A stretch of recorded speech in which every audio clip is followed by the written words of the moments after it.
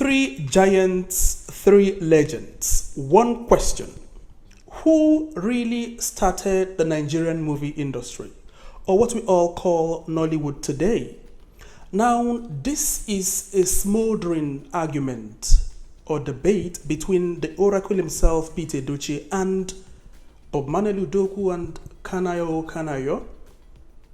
Manuel Udokwu and KOK argue that they were there at the very beginning in the very first movie that birthed Nollywood. Peter Edochie countered by saying that he was already a household name before Nollywood was born. So if you write a story now and say Peter Edochie is older than me in the Nollywood, I'll contest it because he came 4 years after. It wasn't a matter of biological age. So in Nollywood, I'm his senior. I am senior to the movie industry. I mean, when I did Things Fall Apart in 1985, there was nothing like Nollywood. By then, Nollywood, there's an expression my actor always uses. Nollywood was slumbering sonorously in the womb of time. And it was 7 years after that Nollywood came on board with Living in Bondage. Yeah, I went round the world before Nollywood came. By the special grace of God, after I did Things Fall Apart, I was celebrated internationally. The BBC flew in here to interview me, then flew into America to interview Chibu Achebe, and Achebe said, Peter Edochie gave that role an interpretation after my heart. Unquote. When he died, he was calling me Udokwu. 7 years after, Nollywood came, and when I retired from broadcasting, I joined Nollywood. Long before home videos, Peter Edochie was already an international figure in the Nigerian acting. Now, fast forward to 1992, a home video titled Living in Bondage is released, directed by Chris Obirapo, and then produced by Kenneth Nebwe. It was raw, it was bold, and it was daring, and it was different. Shot on VHS and distributed directly to Nigerian homes, Living in Bondage changed everything. It was the spark, to sum it up literally, it was a spark that lit the light that we all call Nollywood today. Now, Kanayo played the role of Chief Omego in that movie, the man who sacrificed his wife for wealth. A role that has now become iconic and legendary, and a role which he epitomizes as a person.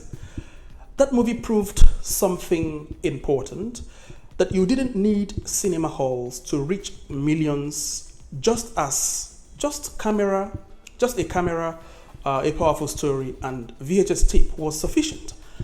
And for many, this was when Nollywood truly began. Living in bondage. So who came first? That is the question. Peter Edochie with Things Fall Apart in 1985, or Kanayo and Manuel Udokwu, and of course Kenneth Okonkwo in Living in Bondage, shot in 1992.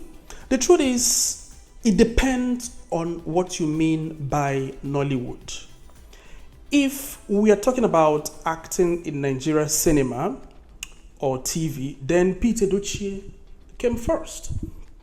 But if we define Nollywood as the home video movement, as it were, then perhaps Kenneth Okonkwo, Manuel Udokwu, and KOK, would obviously and undubitably be on the front lines. KOK once said that, I am Peter Edochie's junior by age. But in Nollywood, the industry as we know it today, that I am his senior. So again, who came first? It depends on what kind of first you mean. Peter Edochie's was pioneering. KOK's, on the other hand, and Bob Manuel's and Kenneth Okonkwo's were revolutionary. The truth is, these legends walked different paths towards the same destination, which is building the Nigerian movie industry. Peter Edochie brought prestige, validity, and profound international recognition to the Nigerian movie industry. His stellar performance in Things Fall Apart gave acting cultural authority and global attention. However, Kanayo brought grit and drama. His role in living in bondage helped define what a Nollywood lead man looked like. Theater, television, and home video, starring in films that shaped early Nollywood. Each man was a pillar of that golden and cherished monument which we all call Nollywood today. Maybe the real question is, how do we honor those who laid the foundation? Nollywood today is streaming globally on Netflix, Amazon, and cinemas worldwide. It's one of the biggest film industries on the planet. But where would it be without those who took the first steps? So let's remind our younger actors and filmmakers that the industry didn't start on YouTube and TikTok. It started with men and women who gave their all when there was no spotlight, no budget, and therefore no guarantee.